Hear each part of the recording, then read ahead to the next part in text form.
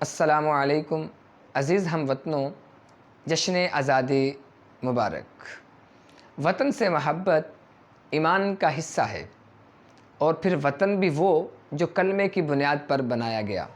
وطن بھی وہ جہاں سے میرے عرب کو ٹھنڈی ہوا آئی، اور وطن بھی وہ جس کا نام پاکستان ہے۔ پاکستان سے محبت کیجئے، اس پاک سرزمین سے پیار کیجئے۔ اگرچہ اس وقت حالات بہت سنگین ہیں، نامناسب ہیں، لیکن پھر بھی ہمیں مایوس اور نا امید نہیں ہونا۔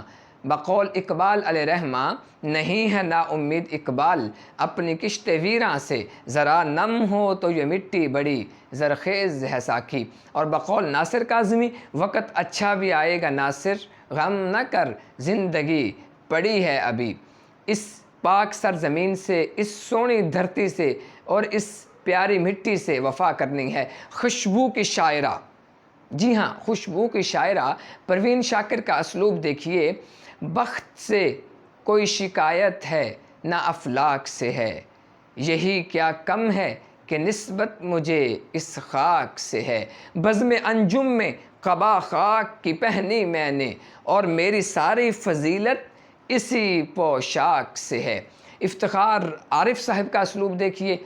مٹی کی محبت میں ہم آشفتہ سروں نے وہ قرض اتارے ہیں کہ جو واجب بھی نہیں تھے۔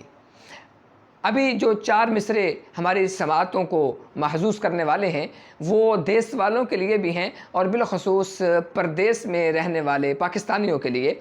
کل پردیس میں یاد آئے گی دھیان میں رکھ، اس شہر کی مٹی بھی سامان میں رکھ۔